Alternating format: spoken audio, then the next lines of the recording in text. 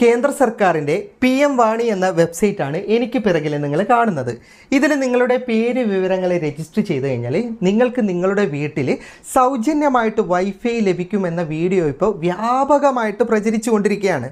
നിങ്ങൾക്ക് പ്രതിമാസം 99 രൂപ ചിലവിട്ട് കഴിഞ്ഞാൽ 100 GB ലഭിക്കും. അതുപോലെ തന്നെ നിങ്ങൾക്ക് 10 രൂപയ്ക്കും 20 രൂപയ്ക്കുമൊക്കെ ഈ വൈഫൈയിൽ റീചാർജ് ചെയ്ത് ഉപയോഗിക്കാൻ പറ്റുമെന്നൊക്കെയാണ് ഇത്തരം വീഡിയോ ചെയ്യുന്നവർ അവകാശപ്പെടുന്നത്.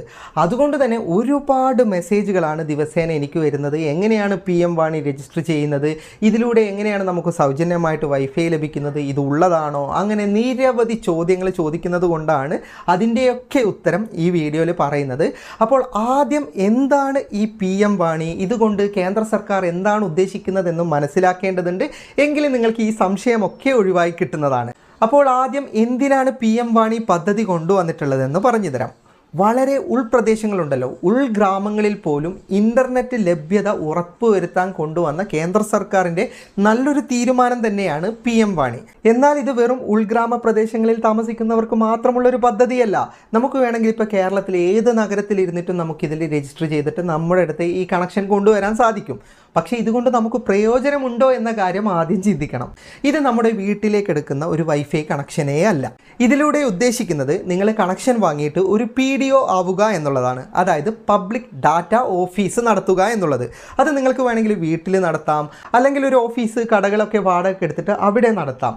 ഇതുകൊണ്ടുള്ള പ്രയോജനം എന്തെന്നാൽ, ഇപ്പം നമ്മുടെ നാട്ടിൽ ഒരുപാട് ഇൻ്റർനെറ്റിന് ആവശ്യമുള്ള ആൾക്കാരുണ്ടെങ്കിൽ നമ്മൾ ഇതുപോലെ ഈ കണക്ഷൻ എടുത്തിട്ട് ആൾക്കാർക്ക് വൈഫൈ സെയിൽ ചെയ്യാം. ഇപ്പം നമ്മുടെ കടയിലേക്ക് അല്ലെങ്കിൽ വീട്ടിലേക്ക് ഓഫീസിലേക്കെല്ലാം ഒരുപാട് ആൾക്കാർ വരും.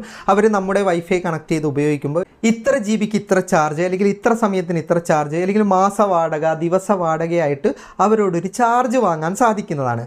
പക്ഷേ കേരളത്തെ സംബന്ധിച്ചിടത്തോളം ഒരു വൈഫൈ കണക്ഷൻ കിട്ടാൻ വേണ്ടിയിട്ട് ആരും കാശ് തന്ന് നമ്മുടെ വീട്ടുപടിക്കലും ഓഫീസിലൊന്നും വന്നിരിക്കാൻ പോകുന്നില്ല. എല്ലായിടത്തും ഇൻ്റർനെറ്റ് ലഭ്യതയുണ്ട്, മൊബൈൽ ഡാറ്റയും കാര്യങ്ങളൊക്കെയാണ് ആൾക്കാർ ഉപയോഗിക്കുന്നത്. അതുകൊണ്ട് തന്നെ കേരളത്തിൽ നമുക്കിതൊരു കച്ചവടമാക്കാനൊന്നും യാതൊരു സാധ്യതയില്ല. അന്യ സംസ്ഥാനങ്ങളിലെ ഉൾപ്രദേശങ്ങളിലൊക്കെയാണ് ഇത് സാധ്യമാകുന്നത്. അപ്പം നിങ്ങൾ കരുതും, എന്തിനാണ് കച്ചവടം ചെയ്യുന്നത്, എന്തിനാണ് ആൾക്കാർ വൈഫൈ ഉപയോഗിക്കാൻ വരുന്നത്, നമുക്ക് വീട്ടിൽ തന്നെ വൈഫൈ ആയി ഉപയോഗിച്ചപ്പോരെ, ഇത് തികച്ചും സൗജന്യമല്ലേ എന്ന്. ഇവിടെയാണ് നിങ്ങൾ ഒരുപാട് കാര്യങ്ങൾ മനസ്സിലാക്കിയിരിക്കേണ്ടത്. കേന്ദ്ര സർക്കാർ ഈ പദ്ധതിയിലൂടെ നമ്മുടെ കൈവശത്ത് നിന്ന് 1 രൂപ പോലും വാങ്ങുന്നില്ല. അതുകൊണ്ട് തന്നെ ഇതിൻ്റെ PM വാണി എന്ന വെബ്സൈറ്റിൽ നമുക്ക് രജിസ്ട്രേഷൻ പൂർണ്ണമായിട്ട് സൗജന്യമാണ്. ഈ വെബ്സൈറ്റിലെ രജിസ്ട്രേഷൻ പൂർണ്ണമായിട്ട് സൗജന്യമാണ് എന്ന കാര്യമാണ് പലരും തെറ്റിദ്ധരിപ്പിച്ചിട്ട് വീഡിയോ ചെയ്യുന്നത്. അതുകൊണ്ട് തന്നെ ഇത്തരം വീഡിയോകൾ കണ്ട് വിശ്വസിക്കാതെ ആദ്യം ഇതിൻ്റെ പിന്നിൽ വരുന്ന ചിലവുകൾ കൂടി മനസ്സിലാക്കേണ്ടതുണ്ട്. നമ്മൾ ഈ PM വാണി എന്ന വെബ്സൈറ്റിൽ പേര് വിവരങ്ങൾ രജിസ്റ്റർ ചെയ്യുന്ന സമയത്ത് നമ്മുടെ ഫോൺ നമ്പറും വിവരങ്ങളും പോകുന്നത് ഇതിനായിട്ട് തയ്യാറെടുത്ത് നിൽക്കുന്ന ഏജൻസികളിലേക്കാണ്. അപ്പോൾ ഇതിൽ രജിസ്റ്റർ ചെയ്യുന്നതോടെ ഇതിനായിട്ട് തയ്യാറെടുത്തിരിക്കുന്ന ഏജൻസികൾ പല ഓഫറുകളും പറഞ്ഞ് നിങ്ങളെ കോൾ ചെയ്യാൻ അതായത് റൂട്ടറും കാര്യങ്ങളൊക്കെ ആയിട്ട് നിങ്ങൾക്ക് ഇത്ര പൈസയ്ക്ക് തരാം, അവർ BSNL ആയിട്ട് ബന്ധമുണ്ട്, എയർടെല്ലായിട്ട് ബന്ധമുണ്ട്, ജിയോ ആയിട്ട് ബന്ധമുണ്ട്, നിങ്ങൾക്ക് കണക്ഷൻ സഹിതം ഇത്രേ ചിലവാകൂ എന്നൊക്കെ പറഞ്ഞിട്ട് ഒരുപാട് ഓഫർ കോളുകൾ നിങ്ങൾക്ക് വരാൻ ആരംഭിക്കും. ഏജൻസികൾ അനുസരിച്ച് 5000 രൂപ മുതൽ 15000 രൂപ വരെ നിങ്ങൾക്ക് ആദ്യ തവണ കണക്ഷനായിട്ട് ചിലവാകും. കാരണം റൂട്ടറും കാര്യങ്ങളൊക്കെ ആവശ്യമാണ് ഇതിന്. സാധാരണ റൂട്ടറും കാര്യങ്ങളൊന്നുമല്ല ഉപയോഗിക്കുന്നത്. അതുമാത്രമല്ല നിങ്ങൾക്ക് ചിലവ്, ഇതിനായിട്ടൊരു ISP കൂടി വേണം, അതായത് ഇൻ്റർനെറ്റ് സർവീസ് പ്രൊവൈഡർ കൂടി നിങ്ങൾക്കിതിൽ വേണം. ആ കണക്ഷന് വേണ്ടി നിങ്ങൾക്ക് പ്രതിമാസം 300 രൂപ മുതൽ 1000 രൂപ വരെ നിങ്ങളെടുക്കുന്ന പ്ലാൻ അനുസരിച്ചിട്ട് അതിനും ഒരു തുക നിങ്ങൾ മാസത്തിൽ മുടക്കേണ്ടതുണ്ട്. അതിനുശേഷം നിങ്ങൾക്കിപ്പോൾ ഡാറ്റ തീരുന്നതിനനുസരിച്ചിട്ടാണ് ഈ 99 രൂപയ്ക്കും 20 രൂപയ്ക്കും അഡീഷണൽ ആയിട്ട് ഇതിൽ ചാർജ് ചെയ്യുന്നത്.